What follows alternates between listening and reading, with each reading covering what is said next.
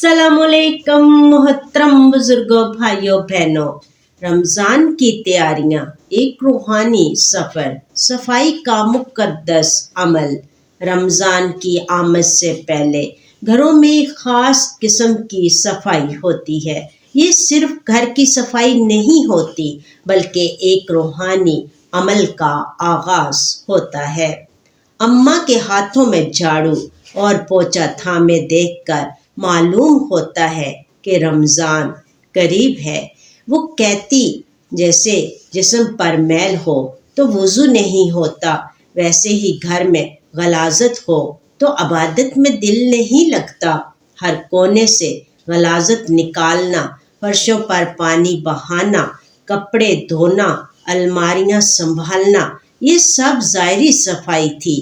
लेकिन इसके साथ ही एक और सफाई का अमल भी चल रहा होता। अम्मा किताबों के ढेर से पुराने खतूत, फालतू कागजात अलग करती। कुछ जलाए जाते, कुछ महफूज कर लिए जाते। एक दिन मैंने पूछा, अम्मा ये कागजात क्यों जल रहे हैं? वो मुस्कुराते हुए बोली, बेटा, जिस तरह हम घर की सफाई करते हैं वैसे ही दिल की सफाई भी ज़रूरी है। ये पुराने खतूत कुछ तल्ख यादों के निशान हैं। उन्हें जलाना दरअसल अपने दिल से बुग़्ज़ और कीना निकालना है। रमज़ान में दाखिल होने से पहले दिल साफ होना चाहिए। ये सुनकर मैं हैरान रह गया। मैंने सोचा था कि सफाई महज घर की होती है, लेकिन अम्मा ने मुझे सिखाया कि रमज़ान की तैयारी दरअसल 3 तरह की सफाई से शुरू होती है, घर की, जिस्म की और दिल की। रमज़ान का मकसद महज भूख प्यास नहीं। हमारे मोहल्ले के बुजुर्ग हाजी साहब हर साल रमज़ान से पहले एक मजलिस मुनक्कद करते। एक बार वो समझा रहे थे, लोग समझते हैं रमज़ान महज भूख प्यास का महीना है, हालांकि रोज़ा दरअसल तरबियत का एक निज़ाम है। उन्होंने अपनी बात जारी रखी, रोज़ा हमें सब्र सिखाता है। भूख प्यास बर्दाश्त करके हम अपनी ख्वाहिशात पर काबू पाना सीखते हैं। रोज़ा हमें हमदर्दी सिखाता है। जब हम खुद भूखे रहते हैं तो गरीब की भूख का अंदाज़ा होता है। रोज़ा हमें तक़वा सिखाता है। तक़वा ये है कि हम अल्लाह के खौफ से न सिर्फ बड़े गुनाहों से बचें बल्कि छोटी छोटी बुराइयों से भी परहेज़ करें। हाजी साहब ने अपनी बात मुकम्मल करते हुए कहा, रमज़ान दरअसल एक तरबीती कैंप है। पूरा महीना हम अपने आप को संवारते हैं ताकि बाकी 11 महीने हम बेहतर इंसान बनकर गुजारें। तौबा का सही तरीका। रमज़ान से पहले तौबा का जिक्र सुनकर मैंने अपने उस्ताद मोहतरम मौलाना साहब से पूछा, तौबा का सही तरीका क्या है? क्या बस ज़ुबान से अस्तग़फ़िरुल्लाह कह देना काफ़ी है? मौलाना साहब ने गहरी सांस लेकर कहा, बेटा, तौबा 3 चीज़ों का नाम है। पहली, गुनाहों पर नदामत और शर्मिंदगी। दूसरी, फ़ौरन गुनाह छोड़ देना। तीसरी, पक्का इरादा कि आइंदा ये गुनाह नहीं करूँगा। उन्होंने मज़ीद वज़ाहत की, रमज़ान से पहले तौबा का ख़ास एहतमाम इसलिए किया जाता है कि हम पाक दिल के साथ रमज़ान में दाखिल हों। जैसे कोई मेहमान आने से पहले हम घर साफ करते हैं, वैसे ही रमज़ान के मेहमान के लिए हमें अपने दिल साफ करने चाहिए। मौलाना साहब ने एक अहम बात बताई, तौबा सिर्फ छोटे गुनाहों की नहीं, बड़े गुनाहों की भी होनी चाहिए। लेकिन सबसे अहम बात यह है कि तौबा के बाद अल्लाह की रहमत पर पूरा भरोसा रखो। अल्लाह ताला तौबा करने वालों को बहुत पसंद करता है। नमाज की पाबंदी। रमज़ान से पहले क्यों? रमज़ान से कुछ दिन पहले ही سے ہمارے گھر میں نمازوں کی پابندی کا خاص اہتمام شروع ہو جاتا۔ ابو ہمیں مسجد لے جانے لگے۔ میں نے ایک دن پوچھا، ابو رمضان تو ابھی آیا ہی نہیں، پھر ہم رمضان کی پابندی ابھی سے کیوں شروع کر رہے ہیں؟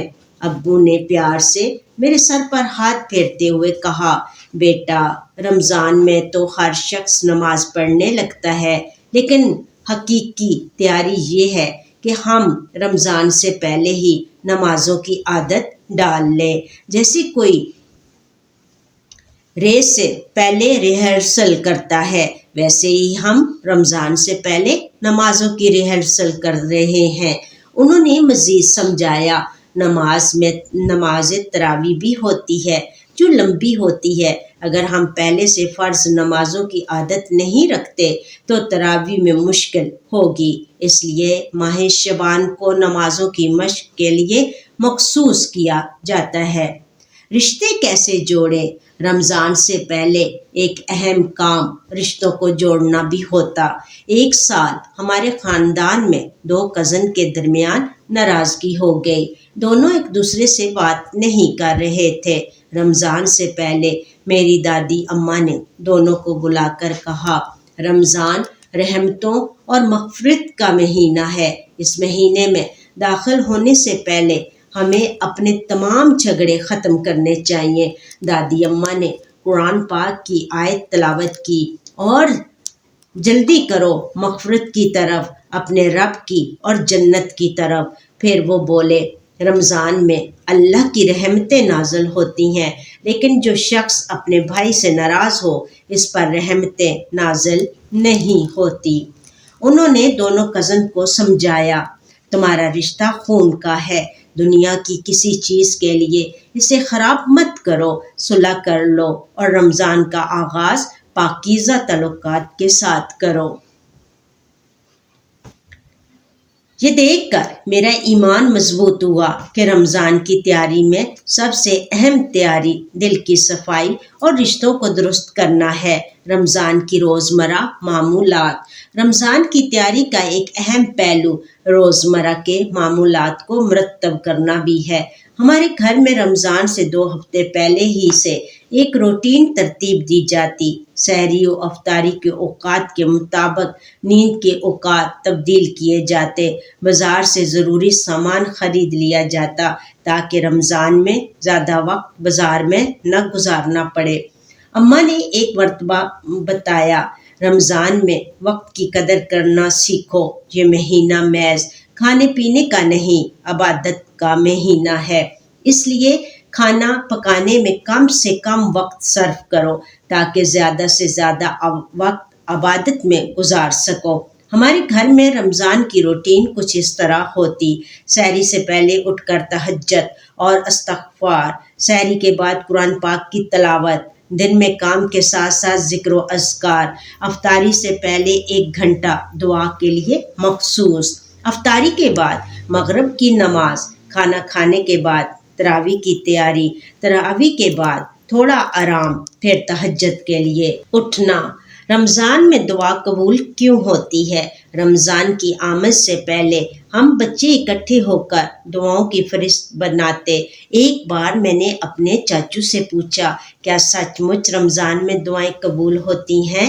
چاچو نے مسکرا کر جواب دیا، ہاں بیٹا، رمضان میں دعائیں ضرور قبول ہوتی ہیں۔ رسول اللہ صلی اللہ علیہ وسلم نے فرمایا ہے کہ رمضان میں ہر رات اللہ تعالیٰ بہت سے لوگوں کو جہنم سے آزاد کرتا ہے اور روزہ دار کی افطار کے وقت کی دعا رد نہیں ہوتی۔ انہوں نے مزید وضاحت کی، رمضان میں دعاؤں کے قبول ہونے کی کئی وجوہات ہیں۔ پہلی وجہ یہ کہ اس مہینے میں شیاطین قید کر دیے جاتے ہیں، اس لیے انسان کے دل میں برے خیالات کم آتے ہیں۔ دوسری وجہ یہ کہ روزہ دار کا منہ خشک ہوتا ہے، یہ خشکی قیامت کے دن نور میں بدل جائے گی۔ تیسری وجہ یہ کہ رمضان میں ایک رات ایسی آتی ہے جو 1000 مہینوں سے بہتر ہے۔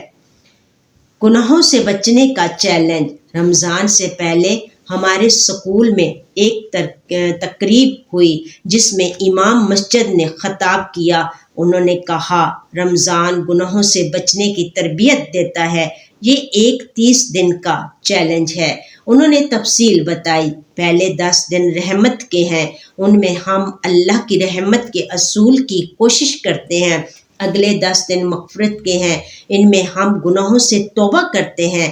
آخری 10 دن جہنم سے آزادی کے ہیں، ان میں ہم اللہ سے جہنم سے پناہ مانگتے ہیں.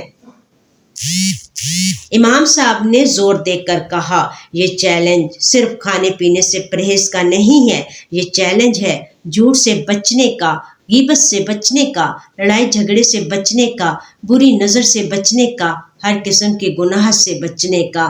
انہوں نے ہمیں مشورہ دیا رمضان سے پہلے اپنے گناہوں کی فہرست بناؤ، پھر رمضان میں ان سے بچنے کی پوری کوشش کرو. یہ 30 دن کی تربیت تمہیں پورے سال گناہوں سے بچنے میں مدد دے گی. رمضان آخری نہیں ہو سکتا، یہ سوچو. واقعی ہمارے ایک بزرگ چچا کا انتقال ہو گیا. ان کی نماز جنازہ رمضان سے پہلے ہمارے خاندان میں ایک امام صاحب نے خطاب کرتے ہوئے کہا ہم میں سے ہر ایک کو ایک دن جانا ہے. ہم نہیں جانتے کہ کب ہماری باری آئے گی، اس لیے ہر رمضان کو یہ سوچ کر گزارو کہ شاید یہ تمہارا آخری رمضان ہو. انہوں نے قرآن پاک کی تلاوت کی. ہر جان کو موت کا ذائقہ چکھنا ہے، کل نفسن ذائقۃ الموت. پھر وہ بولے اگر تمہیں یقین ہو کہ یہ تمہارا آخری رمضان ہے تو تم کس طرح گزارو گے؟ کیا تم نمازیں چھوڑ دو گے؟ کیا تم غیبت کرو گے؟ کیا تم روزہ چھوڑو گے؟ نہیں، بلکہ تم ہر عبادت کو آخرت میں پیش ہونے والا عمل سمجھو گے. امام صاحب کی باتوں نے مجھے سوچنے پر مجبور کر دیا. میں نے عہد کیا کہ اس رمضان کو اپنے آخری رمضان کی طرح گزاروں گا. اس رمضان خود کو بدلنے کا وعدہ. رمضان کی آمد سے ایک رات پہلے ہمارے گھر میں ایک چھوٹی سی محفل ہوئی. ابو نے سب بچوں کو جمع کیا اور کہا رمضان تمہارے پاس ایک تحفہ لے کر آ رہا ہے. یہ تحفہ ہے خود کو بدلنے کا موقع. ابو نے ہر بچے سے پوچھا تم اس رمضان میں اپنے آپ کو کس طرح بدلنا چاہتے ہو؟ میری بہن نے کہا میں نمازوں کی پابندی کروں گی. میرے بھائی نے کہا میں قرآن پاک مکمل پڑھوں گا. جب میری باری آئی تو میں نے کہا میں اپنی غلط عادتوں کو چھوڑوں گا، صبح جلد اٹھوں گا، والدین کی نافرمانی نہیں کروں گا اور ہمیشہ سچ بولوں گا. ابو نے خوش ہو کر کہا یہی تو رمضان کی روح ہے، خود کو بہتر بنانے کا عہد. لیکن یاد رکھو عہد صرف زبان سے نہیں دل سے کرنا ہوتا ہے. انہوں نے ہمیں بتایا رمضان میں 3 چیزیں بڑھاؤ. پہلا نیکیاں بڑھاؤ، دوسرا گناہوں سے دوریاں بڑھاؤ، تیسرا علم بڑھاؤ. رمضان کی حقیقی تیاری. رمضان کی تیاری کا یہ سفر مجھے بہت کچھ سکھا گیا. میں نے سیکھا کہ رمضان کی تیاری محض گھر صاف کرنے، کھانے پینے کا سامان جمع کرنے یا نئے کپڑے سلوانے کا نام نہیں ہے، بلکہ رمضان کی حقیقی تیاری ہے دل کی صفائی. تمام کینہ، بغض، حسد دل سے نکالنا، توبہ کا اہتمام، گناہوں سے سچے دل سے توبہ کرنا، تعلقات درست کرنا، سب سے صلح صفائی کرنا، عبادات کی مشق، نمازوں کی پابندی شروع کرنا، مقصد کو سمجھنا، روزے کا حقیقی مقصد سمجھنا، روٹین بنانا، وقت کو صحیح طریقے سے استعمال کرنا، دعاؤں کی تیاری، اپنی ضروریات کی فہرست بنانا، گناہوں سے بچنے کا عہد، تمام برائیوں سے پرہیز کرنا، آخرت کی یاد، ہر لمحہ یہ سوچنا کہ یہ آخری موقع ہو سکتا ہے، تبدیلی کا وعدہ، اپنے آپ کو بہتر بنانے کا پکا ارادہ. رمضان آنے سے پہلے کی رات میں نے اپنے کمرے میں تنہا بیٹھ کر اللہ سے دعا کی، اے اللہ تو مجھے اس رمضان کی برکتوں سے نواز، مجھے سمجھ عطا کر کہ میں اس رمضان کو کیسے گزاروں، میرے دل کو صاف کر، میری نیکیاں قبول فرما اور مجھے اپنی رضا کے راستے پر چلا۔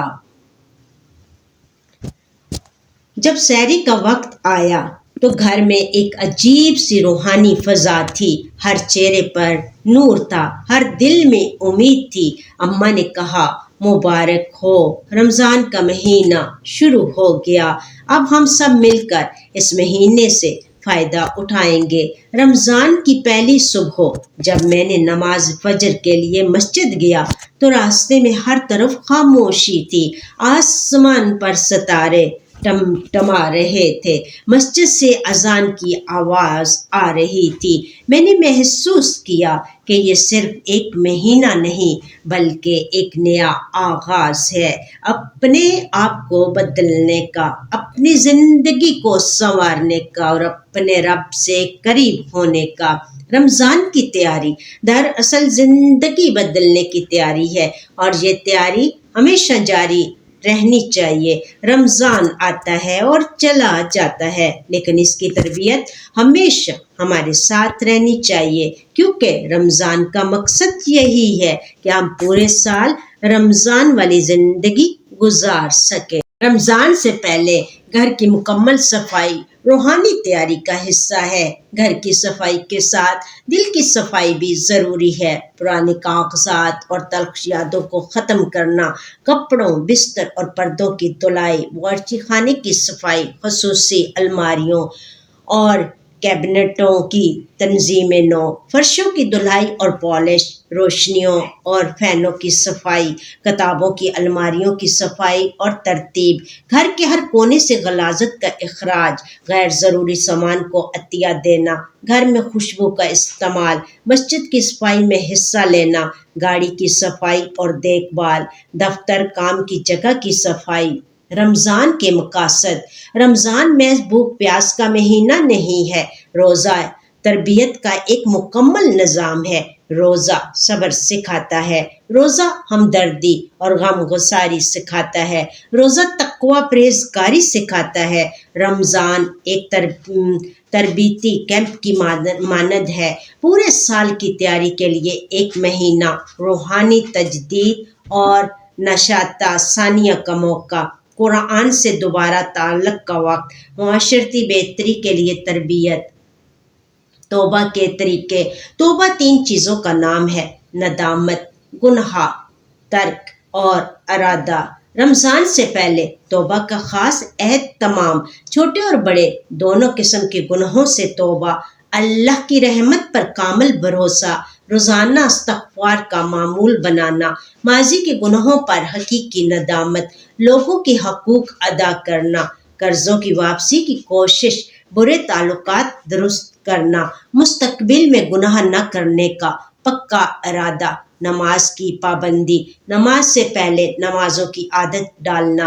ماہ شعبان نمازوں کی مشق کا مہینہ ہے، جماعت کے ساتھ نماز ادا کرنا، مسجد میں نماز کے لیے جانا، نمازوں کے درمیان کی سنتوں کا اہتمام، تہجد کی عادت ڈالنا، نماز کو وقت پر ادا کرنا، نماز میں خشوع و خضوع پیدا کرنا، قرآن کی تلاوت کے ساتھ نمازوں کو جوڑنا، گھر کے دیگر افراد کو نماز کی ترغیب دینا، صلح صفائی کو ترجیح دینا، رشتوں کو جوڑنا، ناراض رشتہ داروں سے صلح کرنا، پرانے جھگڑوں کو ختم کرنا، معافی مانگنا اور معاف کرنا، خاندانی ملاقاتیں منعقد کرنا، تحائف کا تبادلہ، غریبوں اور مساکینوں سے تعلقات استوار کرنا، پڑوسیوں کے ساتھ اچھے تعلقات، دوستوں اور ساتھیوں سے صلح، فون کالز اور میسج کے ذریعے تعلقات بحال کرنا، سحری و افطاری کے اوقات کے مطابق نیند کا شیڈول،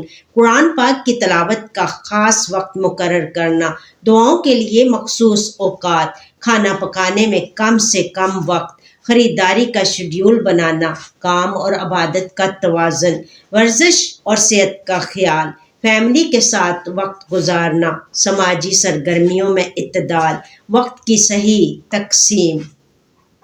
دعا کی قبولیت۔ رمضان میں ہر رات اللہ بہت سے لوگوں کو جہنم سے آزاد کرتا ہے۔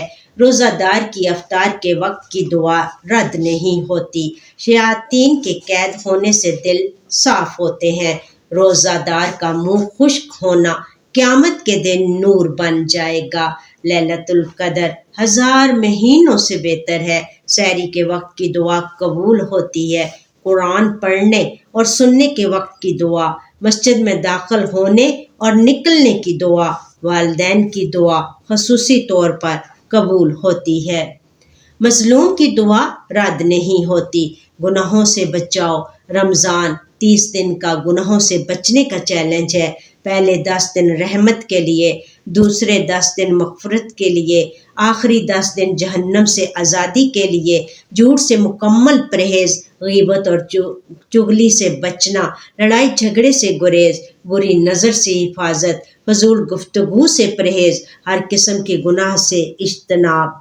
آخری رمضان کا تصور، ہر رمضان کو آخری رمضان سمجھ کر گزارنا موت کی یاد دلاتا ہے۔ عبادت کو آخرت میں پیش ہونے والا عمل سمجھنا، وقت کی قدر کرنا سیکھنا، ہر لمحہ قیمتی ہے۔ نیکیوں میں جلدی کرنا، گناہوں سے فوری توبہ، رشتہ داروں سے صلح میں تاخیر نہ کرنا، صدقہ و خیرات میں کشادگی، علم حاصل کرنے کی فوری کوشش، تبدیلی کا وعدہ، اپنے آپ کو بدلنے کا پکا ارادہ، عہد صرف زبان سے نہیں دل سے کرنا، نیکیوں میں اضافہ کرنا، گناہوں سے دوری بڑھانا، علم میں اضافہ کرنا۔ رمضان کی تیاری کے اضافی نکات: روحانی تیاری، قرآن پاک کا مطالعہ شروع کرنا، ذکر و اذکار کی عادت ڈالنا، دعاؤں کی کتاب تیار کرنا، اسلامی لٹریچر کا مطالعہ، وعظ و نصیحت کی ویڈیو دیکھنا، دینی کورسز میں حصہ لینا، روحانی استاد سے رہنمائی لینا، اسلامی سیمینار میں شرکت، نیک صحبت اختیار کرنا، بری صحبت سے اجتناب۔ جسمانی تیاری، صحت کی جانچ کرانا، ورزش کا معمول بنانا، کھانے پینے کی عادات درست کرنا، پانی کا زیادہ استعمال شروع کرنا، میٹھے اور تلی ہوئی اشیاء کم کرنا، پھلوں اور سبزیوں کا استعمال بڑھانا، نیند کا معیاری وقت مقرر کرنا، طبی مشورہ لینا اگر ضروری ہو، روزہ رکھنے کی مشق کرنا، جسم کو روزے کے لیے تیار کرنا، مالی تیاری، زکوٰۃ اور صدقات کی ادائیگی کی تیاری، افطاری اور سحری کا بجٹ بنانا، غریبوں اور مسکینوں کے لیے رقم مختص کرنا، تحائف خریدنے کا بجٹ، مسجد اور دینی اداروں کے لیے عطیات، قرضوں کی واپسی کی منصوبہ بندی، غیر ضروری اخراجات میں کمی، ماہانہ بجٹ میں رمضان کے لیے اضافہ، بچوں کے اخراجات کے لیے رقم، ایمرجنسی فنڈ رکھنا۔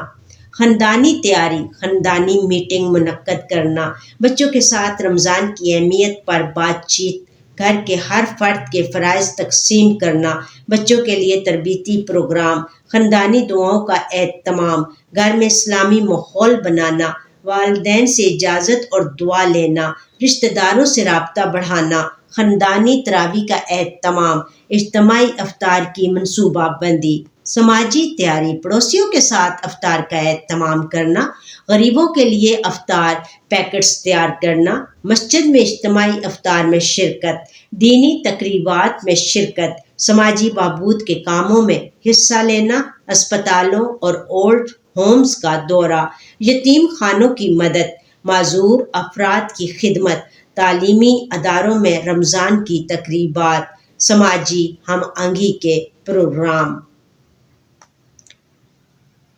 پہلے عشرے کے لیے، رحمت کے اصول کے لیے خصوصی دعائیں، قرآن پاک کا روزانہ 1 پارہ پڑھنا، سحری و افطاری میں سادگی، تراویح مکمل پڑھنے کا عہد، روزانہ کم از کم 1 نیک کام، ہر روز ایک نیک عادت اپنانا، روزانہ استغفار کی زیادہ تعداد، والدین کی خدمت پر خصوصی توجہ، روزانہ کسی ایک گناہ کو ترک کرنا، ہر روز ایک سورت یاد کرنا۔ دوسرے عشرے کے لیے، مغفرت کے اصول کی خصوصی دعائیں، گناہوں سے توبہ کی تجدید، صدقہ و خیرات میں اضافہ، راتوں میں قیام بڑھانا، قرآن کی تلاوت میں تیز رفتاری، روزانہ تسبیحات کا اہتمام، گناہوں کی فہرست سے مزید چیزیں ختم کرنا، نیکیوں میں مسابقت کا جذبہ، دوسروں کو معاف کرنے کی عادت، اپنے آپ کو معاف کرنا سیکھنا، تیسرے عشرے کے لیے جہنم سے آزادی کی دعائیں، لیلۃ القدر کی تلاش میں محنت، اعتکاف کی تیاری اگر ممکن ہو، آخری عشرے میں عبادت میں اضافہ، صدقہ الفطر کی تیاری، عید کی تیاریاں شروع کرنا، گناہوں سے مکمل پرہیز کا عہد، نیکیوں کو آخرت کے لیے ذخیرہ کرنا، روحانی اعتبار سے خود کو جانچنا، رمضان کے بعد کی زندگی کی منصوبہ بندی، آخری 10 دنوں کے لیے اعتکاف میں بیٹھنا اگر ممکن ہو، لیلۃ القدر کی راتوں میں جاگنا، خصوصی دعاؤں کا اہتمام، قرآن ختم کرنے کی کوشش، تمام گناہوں سے حتمی توبہ، نیکیوں کو مضبوط بنانا، پورے مہینے کا جائزہ لینا، تبدیلیوں کو مستقل بنانا، رمضان کے بعد کی عبادات کی منصوبہ بندی، عید کی تیاریاں مکمل کرنا، رمضان کے بعد رمضان کی عادات کو برقرار رکھنا، ہفتے میں 1 روزہ رکھنے کا معمول، نمازوں کی پابندی جاری رکھنا، قرآن پاک سے مسلسل تعلق، صدقہ و خیرات کا سلسلہ جاری رکھنا، گناہوں سے مسلسل پرہیز، روحانی ترقی کا سفر جاری رکھنا، اگلے رمضان کی تیاریاں شروع کرنا، دوسروں کو رمضان کی اہمیت بتانا، ہمیشہ اللہ کی رضا کے لیے کام کرنا۔ روحانی سفر کا اختتام، ایک نیا آغاز جب رمضان رخصت ہوتا ہے۔ رمضان کے آخری روز کی شام تھی، سورج افق پر جھک رہا تھا اور آسمان پر سنہری اور نارنجی رنگوں کا ایک دلکش امتزاج تھا۔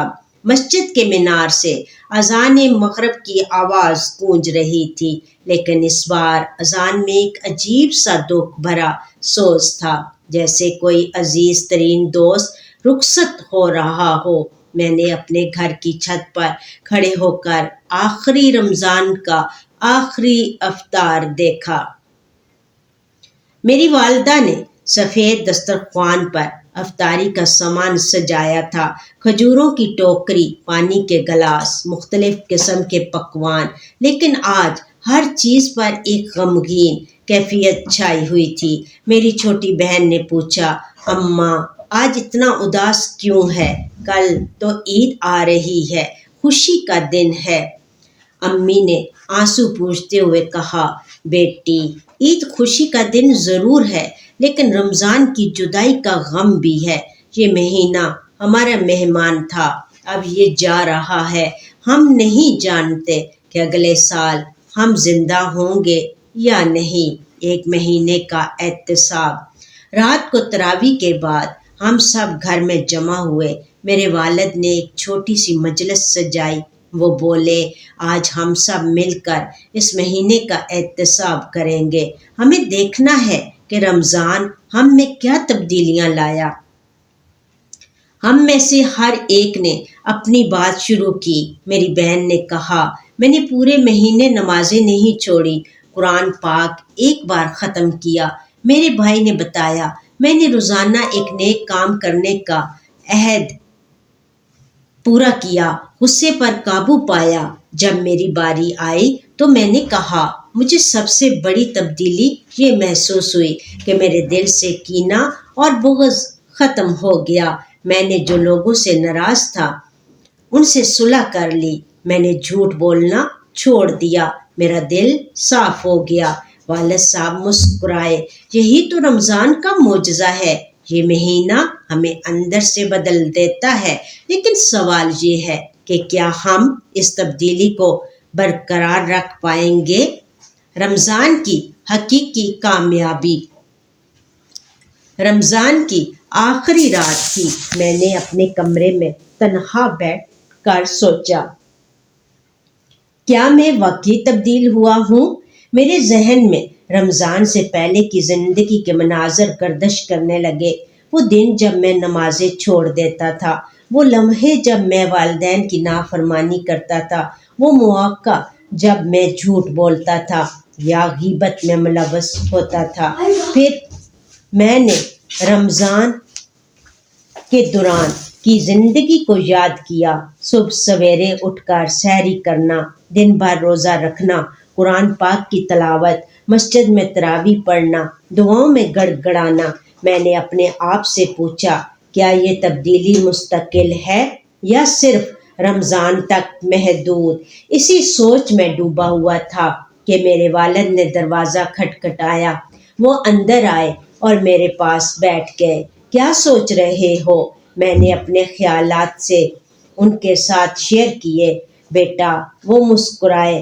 بیٹا، رمضان کی حقیقی کامیابی یہ نہیں کہ تم نے کتنی نمازیں پڑھی یا کتنا قرآن پڑھا۔ حقیقی کامیابی یہ ہے کہ رمضان کے بعد بھی تم اسی طرح رہو، رمضان تمہاری زندگی کا حصہ بن جائے، نہ کہ صرف ایک مہینے کا واقعہ۔ تبدیلی کو مستقل بنانے کے اصول۔ والد صاحب نے مجھے چند اصول بتائے۔ تھوڑا سا لیکن مستقل، روزانہ تھوڑی سی عبادت لیکن باقاعدگی کے ساتھ، ایک وقت میں ایک عادت بدلنا، احتیاط، گناہوں سے بچنے کے لیے پہلے سے منصوبہ بندی، جائزہ، ہفتے میں ایک بار اپنا احتساب، توبہ کا دروازہ ہمیشہ کھلا، ہر گناہ کے بعد فوری توبہ، نیک صحبت، ایسے دوست جو نیکی کی طرف بلائیں، علم کا اصول، دینی علم سیکھتے رہنا، خدمت خلق، دوسروں کی مدد کرتے رہنا، ذکر و فکر، ہر وقت اللہ کو یاد رکھنا، امید و خوف کا توازن، اللہ کی رحمت پر امید، عذاب سے خوف، رمضان کے بعد کی زندگی کا منصوبہ۔ والد صاحب نے مجھے ایک کاپی دی، اس میں اپنے منصوبے لکھو، رمضان کے بعد تم کیا کرنا چاہتے ہو؟ میں نے لکھنا شروع کیا۔ روزمرہ کا شیڈول، فجر کی نماز مسجد میں، روزانہ قرآن پاک کا ایک صفحہ ترجمہ کے ساتھ، روزانہ کم از کم ایک نیک کام، ہفتے میں ایک روزہ، سوموار اور جمعرات، ہر ماہ کم از کم ایک دینی کتاب کا مطالعہ، والدین کی روزانہ خدمت، روزانہ استغفار 100 بار، قرآن پاک حفظ کرنا شروع کرنا، دینی کورس میں داخلہ لینا، ماہانہ صدقہ دینا، ہر سال حج یا عمرہ کی منصوبہ بندی، معاشرے کی خدمت کے لیے کوئی کام شروع کرنا، عید کی صبح ایک نئی شروعات۔ عید کی صبح تھی، سورج کی پہلی کرن افق سے نمودار ہوئی، پوری دنیا میں خوشی کی لہر دوڑ گئی، بچے نئے کپڑے پہننے مسجد جا رہے تھے، عیدگاہ میں ہزاروں لوگ جمع تھے، امام صاحب نے عید کی نماز سے پہلے خطبہ دیا۔ وہ بولے، اے مسلمانوں، آج عید کا دن ہے، لیکن یاد رکھو، عید صرف نئے کپڑے پہننے، میٹھا کھانے اور ملنے جلنے کا نام نہیں ہے، عید کا اصل مطلب ہے خوشی کا دن، اور سب سے بڑی خوشی کیا ہے؟ وہ یہ کہ ہم رمضان کی برکتوں سے فائدہ اٹھا سکے، کہ ہم گناہوں سے توبہ کر سکے، کہ ہم اپنے رب سے قریب ہو سکیں۔ انہوں نے آگے کہا، رمضان گزر گیا لیکن اس کی تربیت باقی رہنی چاہیے، ہم نے جو کچھ سیکھا اسے نہ بھولیں، ہم نے جو تبدیلیاں کی انہیں برقرار رکھیں۔ عید کی خوشی تبھی ہے جب ہم رمضان کے بعد بھی رمضان والی زندگی گزار سکیں۔ رمضان سے رخصت لیکن رب سے نہیں۔ رمضان کے بعد کا پہلا دن تھا، میں صبح سویرے اٹھا، میرا دل چاہ رہا تھا کہ میں سحری کروں، لیکن پھر یاد آیا کہ رمضان ختم ہو گیا۔ میں نے اپنے آپ سے کہا، نہیں، رب سے رشتہ ختم نہیں ہوا، سحری نہیں ہے تو نماز فجر ہے، روزہ نہیں ہے تو ذکر و دعا ہے۔ میں مسجد گیا، وہاں بھی کچھ لوگ موجود تھے۔ امام صاحب نے نماز کے بعد کہا، دیکھو، رمضان گزر گیا لیکن ہماری عبادت نہیں گزری، ہمارا رب ہمیشہ زندہ ہے، ہماری دعائیں ہمیشہ قبول ہوتی ہیں، ہماری نیکیاں ہمیشہ قبول ہوتی ہیں، بس ہمیں اپنی محنت جاری رکھنی ہے۔ حقیقی تبدیلی کا ثبوت، ایک ہفتے بعد میرے دوست مجھے پارٹی پر بلانے آئے، وہ بولے، چلو رمضان ختم ہو گیا، اب مزے کرتے ہیں۔ میں نے کہا، نہیں دوستو، رمضان ختم ہوا ہے لیکن میرا ایمان ختم نہیں ہوا، میں اب بھی وہی رہوں گا جو رمضان میں تھا۔ انہوں نے کہا، ارے یہ سب نمائش ہے، اب تو معمول کی زندگی میں آ جا۔ میں نے مسکراتے ہوئے کہا، نہیں، یہ نمائش نہیں ہے، یہ میری حقیقت ہے۔ رمضان نے مجھے سکھایا کہ زندگی کا مقصد کیا ہے، اور میں اب اس مقصد سے منہ نہیں موڑ سکتا۔ خاندان میں تبدیلی۔ رمضان کے 1 ماہ بعد ہمارے گھر کا ماحول بالکل بدل چکا تھا۔ صبح سویرے سب اٹھتے تھے، نماز فجر کے بعد قرآن پاک کی تلاوت ہوتی، شام کو سب مل کر دعا کرتے، ہفتے میں 2 دن روزہ رکھتے۔ والدین کی خدمت ہماری عادت بن گئی تھی۔ ایک دن میرے چچا ہمارے گھر آئے، وہ حیران ہوئے، ہمارے گھر کا ماحول تو بالکل بدل گیا ہے۔ میرے والد نے کہا، یہ رمضان کا کمال ہے، اس نے ہم سب کو بدل دیا۔ معاشرے پر اثر۔ رمضان کے 3 ماہ بعد ہم نے اپنے محلے میں ایک چھوٹا سا دینی مرکز قائم کیا۔ ہفتے میں 2 دن بچوں کے لیے قرآن کلاس، ہر جمعرات کو بزرگوں کے لیے درس، ہر مہینے غریبوں کے لیے افطار پروگرام۔ لوگ حیران تھے، تم یہ سب کیوں کر رہے ہو؟ رمضان تو گزر گیا۔ ہم نے جواب دیا، رمضان گزرا لیکن اس کی روح زندہ ہے، ہم اس روح کو زندہ رکھنا چاہتے ہیں۔ ذاتی تبدیلی کا سفر۔ 6 ماہ گزر گئے، میں نے اپنے آپ کو بدلنے کا سفر جاری رکھا۔ میں نے قرآن پاک حفظ کرنا شروع کیا، میں نے ایک دینی ادارے میں داخلہ لیا، میں نے اپنی روزمرہ کی زندگی میں اسلام کو مکمل طور پر نافذ کیا۔ ایک دن میری والدہ نے مجھے گلے لگا لیا، بیٹا تم واقعی بدل گئے ہو، تمہاری آنکھوں میں نور ہے، تمہارے چہرے پر تازگی ہے، تمہارے دل میں سکون ہے۔ میں نے کہا، امی یہ سب رمضان کا کرم ہے، اس نے مجھے سکھایا کہ حقیقی زندگی کیا ہے۔ رمضان کی واپسی، ایک نیا چکر، پھر رمضان آیا، لیکن اس بار میں رمضان کے لیے تیار تھا۔ میں نے گھر کی صفائی کی، دل کی صفائی کی، رشتوں کو جوڑا، نمازوں کی پابندی کی، قرآن پاک پڑھا، دعائیں مانگی۔ لیکن اس بار فرق یہ تھا کہ میں رمضان سے پہلے بھی وہی تھا جو رمضان میں ہونا چاہتا تھا۔ رمضان نے مجھے مستقل طور پر بدل دیا تھا۔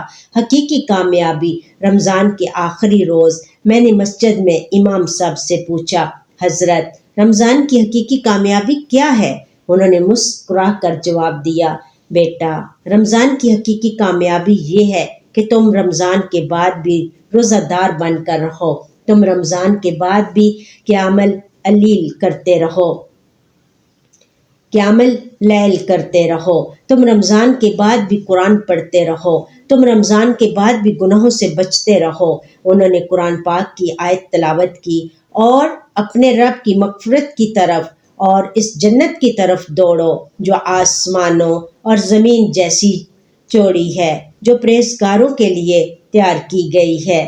پھر وہ بولے، رمضان تمہیں جنت کی طرف لے جانے والی ٹرین ہے، اب یہ تم پر ہے کہ تم اس ٹرین پر سوار رہو یا اتر جاؤ۔ آخری دعا۔ میں نے اپنے رب کے سامنے ہاتھ اٹھائے، اے اللہ تو نے مجھے رمضان کی برکتوں سے نوازا، تو نے مجھے توبہ کی توفیق دی، تو نے میرے دل کو نرم کیا، تو نے مجھے اپنا قرب عطا کیا۔ اے اللہ میں تجھ سے وعدہ کرتی ہوں کہ میں رمضان کے بعد بھی تیری اطاعت کروں گی، میں تیری یاد میں رہوں گی، میں تیرے حکموں پر چلوں گی، میں تیری نافرمانی سے بچوں گی۔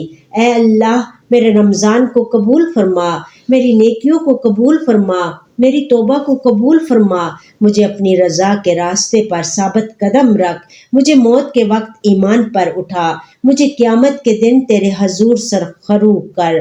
اے اللہ ہمارے گناہوں کو معاف فرما، ہماری کوتاہیوں کو درگزر فرما، ہمیں جہنم سے بچا، ہمیں جنت میں داخلہ عطا فرما، ہمیں اپنے حبیب صلی اللہ علیہ وسلم کی شفاعت نصیب فرما، آمین یا رب العالمین۔ رمضان ختم ہوا لیکن سفر ختم نہیں ہوا، روحانی سفر تو ابھی شروع ہوا ہے۔ رمضان تربیت کا مرکز تھا، اب ہمیں اس تربیت کو عملی میدان میں لانا ہے۔ ہر دن نیا رمضان ہے، ہر لمحہ نیا موقع ہے، ہر سانس نئی توبہ کا زمانہ ہے۔ رب ہمیشہ حاضر ہے، ہمیشہ ناظر ہے، ہمیشہ قریب ہے۔ رمضان آیا اور چلا گیا، لیکن رب کا دروازہ ہمیشہ کھلا ہے، اس کا کرم ہمیشہ جاری ہے، اس کی رحمت ہمیشہ وسیع ہے۔ آؤ میرے محترم بزرگوں، بھائیوں بہنوں، ہم عہد کریں، رمضان کو خیر بات کہیں لیکن رب کو نہ کہیں، روزوں کو ختم کریں لیکن تقوی کو نہ ختم کریں، تراویح کو روکیں لیکن قیام اللیل کو نہ روکیں، سحری کو چھوڑیں لیکن ذکر و فکر کو نہ چھوڑیں، رمضان کو الوداع کہیں لیکن نیکیوں کو الوداع نہ کہیں، کیونکہ رمضان مہمان تھا، آیا اور چلا گیا، لیکن رب مالک ہے، وہ ہمیشہ رہے گا۔ رمضان موقع تھا، ہاتھ آ گیا اور نکل گیا، لیکن رب کا دروازہ ہمیشہ کھلا ہے، ہمیشہ کھلا رہے گا۔ اللہ تعالیٰ ہم سب کو تھوڑے سے دنوں کے بعد آنے والے رمضان میں عبادات، ذکر اذکار، نوافل، تراویح، 5 وقت نماز پڑھنے کی توفیق عطا فرمائے، اور اللہ تعالیٰ ہم سب کی دعاؤں کو قبول فرمائے، اور اللہ تعالیٰ میری دعا کو، میری خواہش کو بھی قبول فرمائے کہ میں اللہ تعالیٰ کی ایک بہت پیاری سی مسجد بنانا چاہتی ہوں، جس میں ہر وقت اللہ کا نام بلند ہو، ہر آنے جانے والا وہاں بیٹھ کر اللہ کا ذکر کرے، اللہ تعالیٰ کی عبادت کرے اور اپنے گناہوں کی مغفرت مانگے۔ اللہ تعالیٰ ہم سب کو معاف فرمائے، اللہ تعالیٰ ہم سب کی خواہش کو پورا کرے۔ آپ واقعات قرآن چینل کو سبسکرائب کریں، میں ویڈیو کو لائک، شیئر اور کمنٹ کریں اور مجھے سپورٹ کریں، تاکہ اس پیاری سی مسجد میں آپ کی سپورٹ میرے لیے بہت اہمیت کی حامل ہے۔ اللہ تعالیٰ آپ کو اس کا جزائے خیر عطا کرے، آمین یا رب العالمین۔ مور انفارمیٹیو ویڈیو کے لیے واقعات قرآن چینل کو سبسکرائب، میں ویڈیو کو لائک، شیئر، کمنٹ کرنا مت بھولیے۔ تھینک یو، جزاک اللہ خیر کثیرہ۔